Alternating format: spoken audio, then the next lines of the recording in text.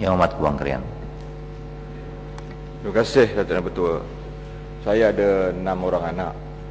Semua dihantar kepada pasti. Yang laki-laki memakai baju kebangsaan Melayu, yang perempuan baju kurung Melayu. Saya ingat pasal syarat ni dia sakit. Tengok tak tahu macam Libya apa. Semalam cakap memang bagus, saya sokong dia. Hari ni lain pula.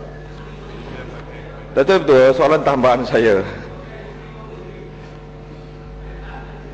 Adakah kementerian ada satu kajian yang komprehensif dan ada suatu bukti-bukti yang empirical bahawa silibus ataupun kurikulum yang kita gunakan untuk anak-anak kita di prasekolah ini 4 hingga 5 tahun ini benar-benar menepati proses human development itu?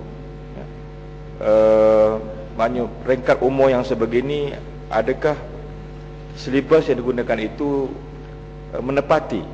Sebab dalam kajian oleh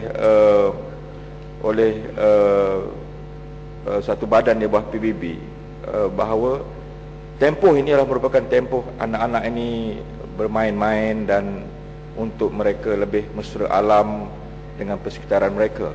Tetapi ada tadika yang membebankan mereka dengan suatu silibus yang mereka tidak boleh capai dan membebankan mereka.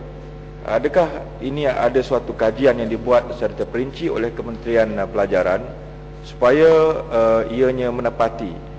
Yang keduanya, adakah Yang Berhormat yakin dan percaya bahawa khususnya di tadika perpaduan dan kemas berlaku keseimbangan di antara rohani dan jasmani dari segi silibusnya supaya matlamat untuk mencapai modal insan itu tercapai?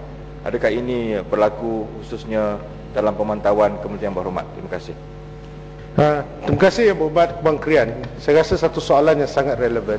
Yang pertama, sama ada silibus yang dirangka itu benar-benar memenuhi tuntutan.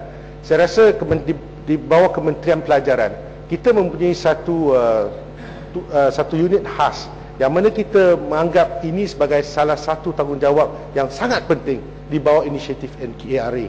Dan sebab itulah apa juga perancangan yang dibuat, kita mengambil kira dan mengambil pandangan stakeholders dalam soal ini.